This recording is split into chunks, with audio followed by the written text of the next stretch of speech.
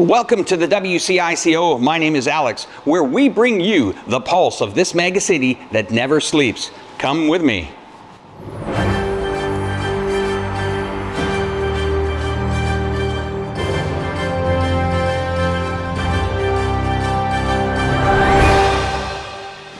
This year, Chongqing stands at the forefront of innovation, culture, and global connectivity. Every moment, every event, and every heartbeat of Chongqing, well, we got it covered. Now let's look back at 2024.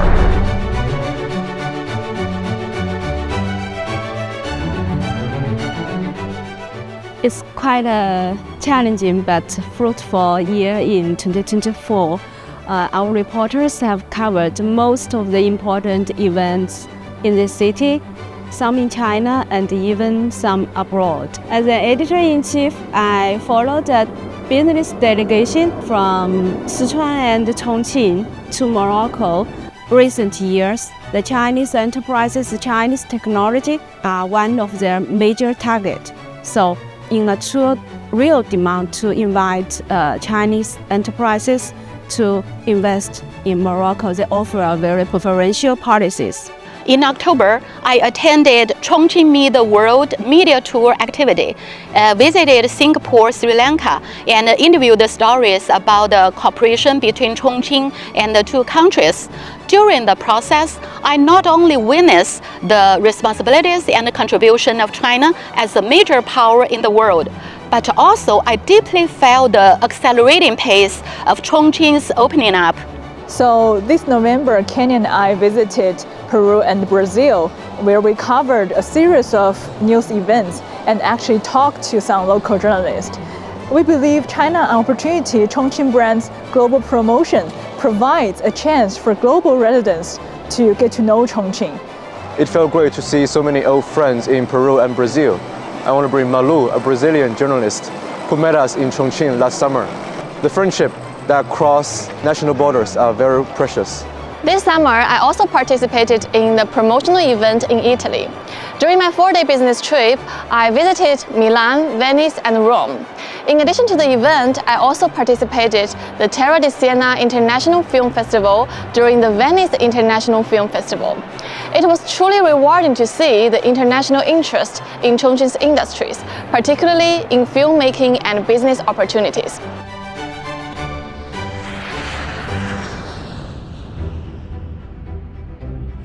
In May this year, diplomatic envoys from 9 countries came to Chongqing for the Nancy Economic Forum. During the event, I had the chance to interview them.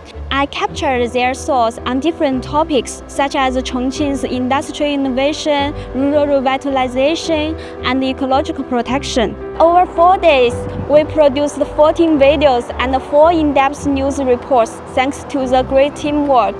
Hi, Hu Xin. Remember that time we followed those foreign journalists visiting Chongqing? Yeah, I remember that. At Zhang Xiaobai Golden Resort, we met Tanya, remember her? Yes. The reporter from Bulgaria. Yes. While exploring rural development in China, she was thinking about the female farmer workers in her country working in bad conditions. And I think that she has a sense of faith, and the sense of faith really moved me. And it reminded me why the job matters. So how about you? Okay. For me, I met Timur at the Great Wall Motor Factory. I've often seen him on the Russian TV discussing serious global issues. But in person, he is incredibly kind. So I think this is maybe the beauty of being an international journalist.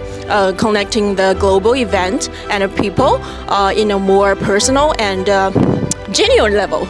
So, rumors said you interviewed Bush, was that right?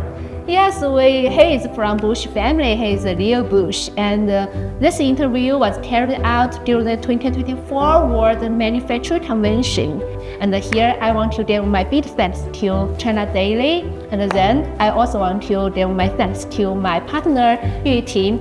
Yeah, that interview was totally unexpected because we were on a business trip and the schedule was very tight. So I just ended up filming myself outdoors with a tripod.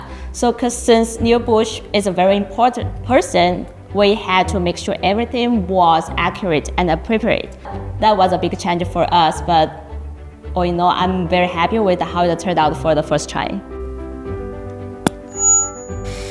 Well, this is the room where I did most of my interview, and after interviewing so many international experts, one key takeaway I'd like to share with you is that in recent years, China has truly become a globally influential power.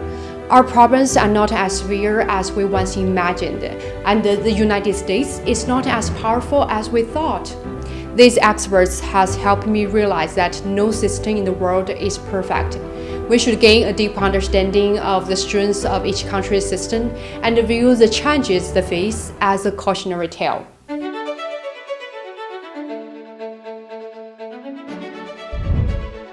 Because the Chinese culture is becoming more and more popular all around the world, especially on the social platform. And 144 hours, now it has extended to 240 hours visa-free policy, attracts a lot of visitors come to China and experience this country. They have never come here before. So I think that's why the China travel becoming a trending word on the social platform. So a lot of foreigners just told me that they just want to come to the Chongqing and have a city walk here. Speaking of city walk, this year I followed German Chancellor Scholz's journey in Chongqing, and this is where he stood and delivered a public speech to the media. Also beside us is the Chongqing Grand Theater, where I watched a fantastic show by one of my favorite musical actor Le Honban earlier this year. Now we're on the ferry! I also had the chance to go on a city walk with him to deliver the charm of Chongqing. I think in these moments, we are no longer journalists or audiences. We became the storytellers, sharing the brilliance of Chongqing to guests from afar. This year, I launched a new column called Real Pioneer. The most impressive interview was Mr. Wu Zifei, the founder of independent game development company Pasea Technology. His story made me realize that before the global success of Black Miss Wukong, his Chongqing-based company had already created games that become popular in the world. He said foreigner netizens used to mock Chinese studio for being unable to produce original games. And as a Chinese person, I want to change that perception. I can create many different original games. I'd like to share with you my story of interviewing a Canadian professor when she visited Dazuro Carvings. The interview with her did not go very well in the first place, because I found it hard to agree with her that the preservation of our carvings did not use any modern approach. So I worked with a local guide and introduced to the professors all the modern technologies we used in preserving our carvings, managing to change their mind. As journalists dedicated to international communication, sometimes we are more than just reporters of what has happened. I believe that showing what's real is more important than striving for perfection. The real things are never perfect, but it's crucial to let the world see a complex and diverse China. If we can blur the stereotypes about China in people's minds, then our efforts in international communication can be called a success. So I think that's the best part I like of being a journalist. Not only you can be a storyteller, but also you get a chance to visit different countries and become more tolerant in terms of cultural differences. And I think that could be your memorable experience in your whole life. Hi, I'm Natalia. I'm your reporter WCICO. I'm so excited to be part of this vibrant community where I can share my ideas and learn from each other. I look forward to make a significant contribution in spreading Chongqing stories to the world. Happy New Year! This year has been very exciting, not only in media, but innovation. AI technology was brought to the forefront in media, which opened up the opportunity to tell many stories and make many types of content. I wish you all a very Happy New Year. Happy New Year! Happy New Year! Happy New Year! Happy New Year! Happy New Year! Happy New Year! Happy New Year, guys! Happy New Year! Happy New Year! Happy New Year! Happy New Year! Happy New Year!